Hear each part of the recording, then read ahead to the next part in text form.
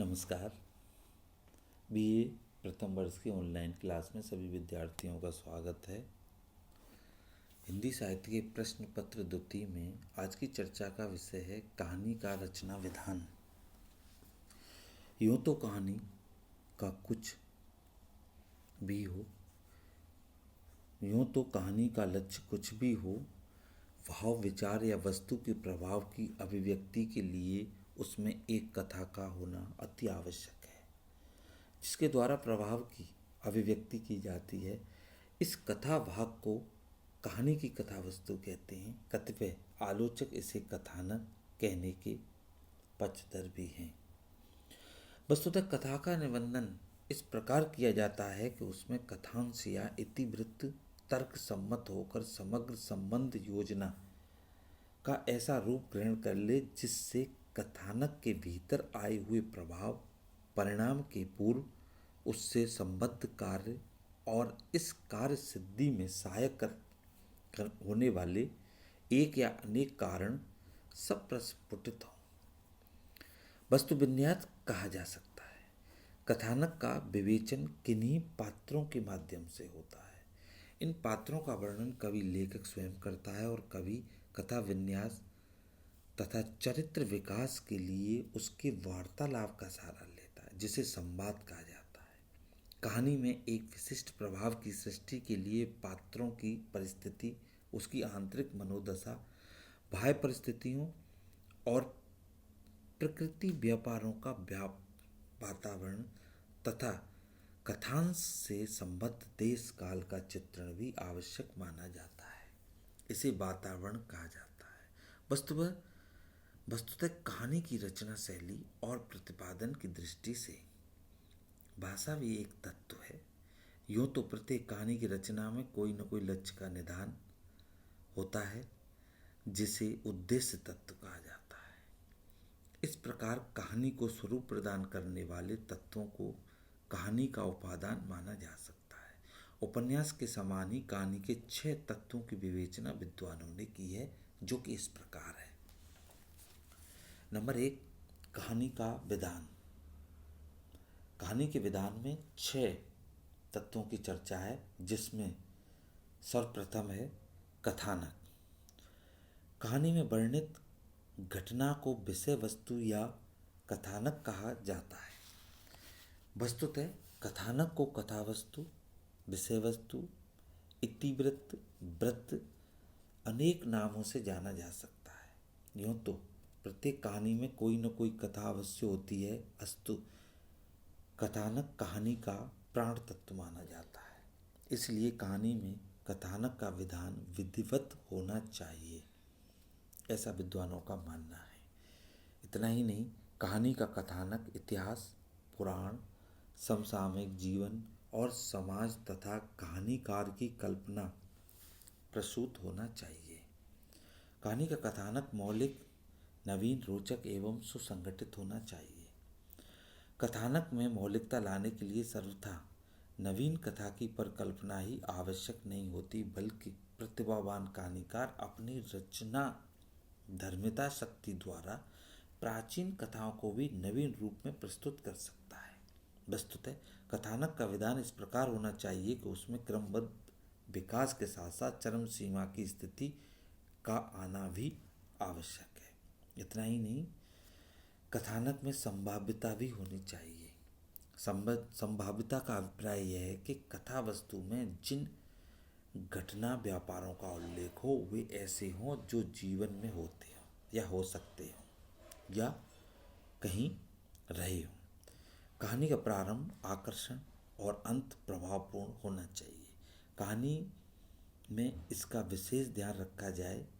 इस संदर्भ में डॉक्टर जगन्नाथ प्रसाद शर्मा का विचार है कि आदि और अंत के तारतम्य में अंत को अधिक महत्व देना चाहिए, क्योंकि मूलाभाव के परिपाक में वही केंद्र बिंदु है।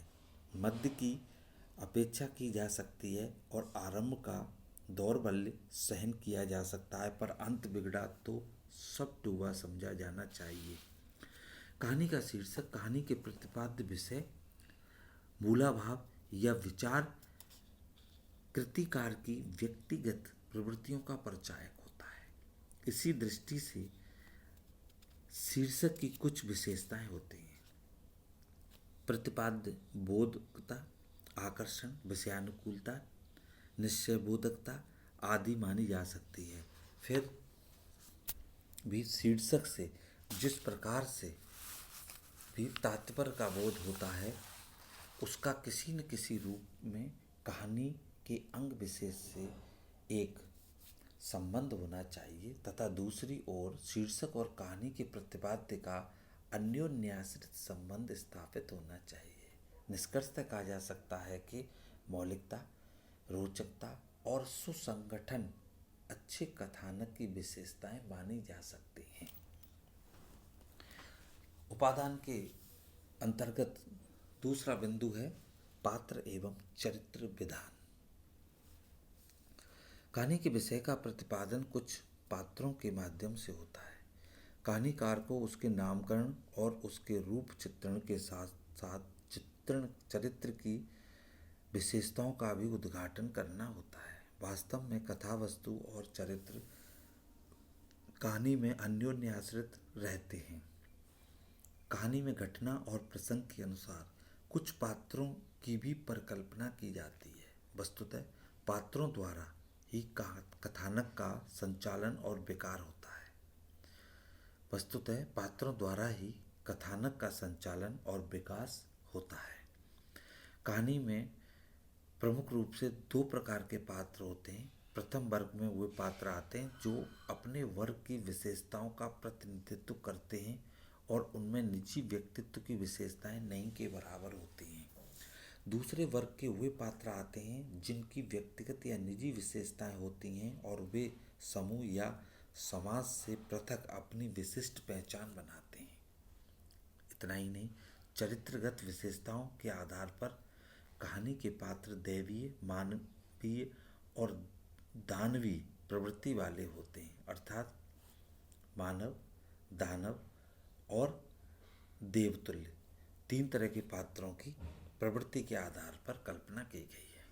कहानी की सफलता इस बात में निहित होती है कि पात्रों का चरित्र विकास स्वाभाविक गति से हो। पात्र आरोपित व्यक्तित्व और विचारधारा वाले न हों। पात्रों के चरित्र में सुख दुख, उत्कर्ष अपकर्ष, यथार्थ आदर्श, जीवन संघर्ष का समन्वित चित्रण होना चाहिए।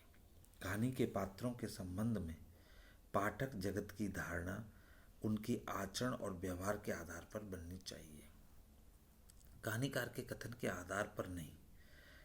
कहानी में पात्रों की संख्या सीमित होनी चाहिए तथा पात्रों के अंतः संघर्ष को व्यंजित करने की शक्ति कथाकार में अनिवार्य रूप से होनी चाहिए।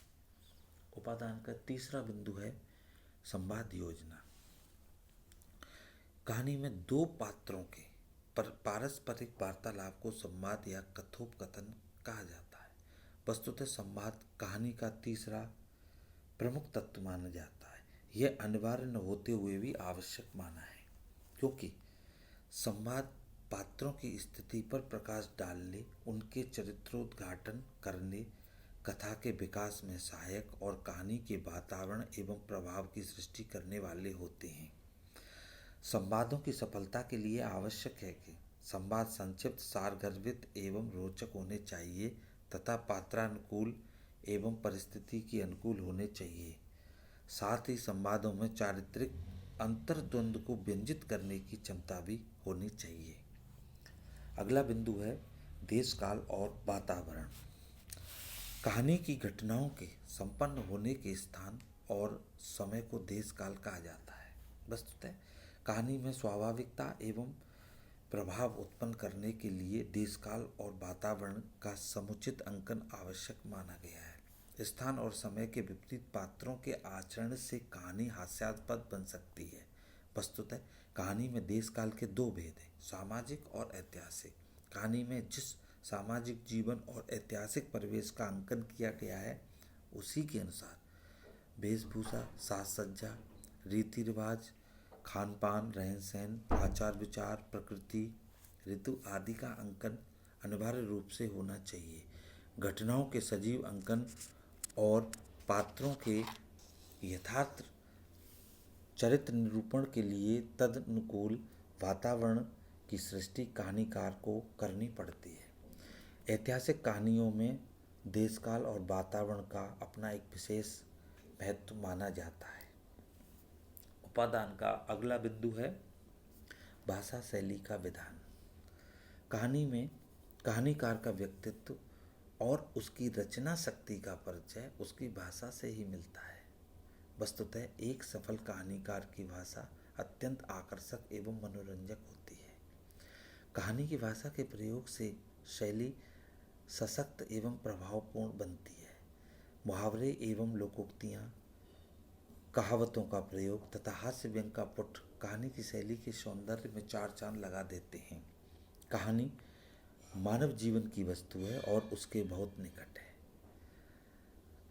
इसलिए कहानी की भाषा शैली सरल, सहज, रोचक और स्वाभाविक होनी चाहिए। वातावरण की अनुकूलता को ध्यान में रखना चाहिए। साथ ही कहानी की भाषा ऐसी हो जो वस्तु, पात्र, चरित्र तथा लक्ष्य को भली-भांति अभिव्यंजित कर सके। कहानी का विषय चाहे गंभीर हो या शुष्क, किंतु शैली की प्राणवत्ता उसे मनोरंजकता प्रदान करती है। कहानी की शैली के अंतर्गत यह भी विशेष ध्यान रखा जाना चाहिए कि उसकी अभिव्यक्ति शैली या रचना विधान किस प्रकार का है। इस दृष्टि से शैली के अनेक भेद माने जा सकते हैं, जो कि इस प्रकार हैं: कथात्मक शैली, संवादात्मक शैली, अलंकृत शैली, आत्मकथात्मक शैली, पत्रात्मक शैली, मिश्रित शैली, डायरी शैली, व्यंग्यात्मक, विवरणात्मक शैली इत्यादि उल्लेखनीय है। किंतु कहानी के लिए संवादात्मक शैली ही सबसे उपयुक्त मानी गई है। वस्तुतः कहानी की शैली सरस, व्यंजक एवं हास्य व्यंग्यपूर्ण भी होनी चाहिए। उपादान का अगला जो बिंदु है, उद्देश्य तत्व। विद्वानों का मानना है कि कहानी का एक कोई विशेष उद्देश्य भी होना चाहिए। प्राचीन काल से ही कहानी की रचना का उद्देश्य सामान्यतः मनोरंजन ही माना गया है, किंतु मनोरंजन ही कहानी का एकमात्र उद्देश्य नहीं हो सकता। कहानी की रचना द्वारा जीवन सत्य की व्याख्या, मानवीय आदर्शों की प्रतिष्ठा भी होती है। नई कहानी का उद्देश्य भी मानवीय संवेदनाओं की अभिव्यक्ति माना गया है। कहानीकार मानव जीवन के नाना रूपों की अभिव्यक्ति कहानी के पात्रों के माध्यम से कराता है। वस्तुतः कहानी के उद्देश्य की सफलता विषय के चयन पर आधारित होती है। इससे स्पष्ट होता है कि कहानी का उद्देश्य कहानीकार के दृष्टिकोण एवं विषय वस्तु के अनुरूप ही होता है। इतना ही नहीं, कहानी की रचना का उद्देश्य मानव जीवन की संतुलित व्याख्या है। इस उद्देश्य की पूर्ति जितनी ही प्रभावोत्पादक और मार्मिक ढंग से की जाती है, उतनी ही कहानी सफल समझी जाती है। अतः कहानी में उद्देश्य तत्व का भी अपना एक विशेष महत्व होता है, जिसे नकारा नहीं जा सकता। धन्यवाद।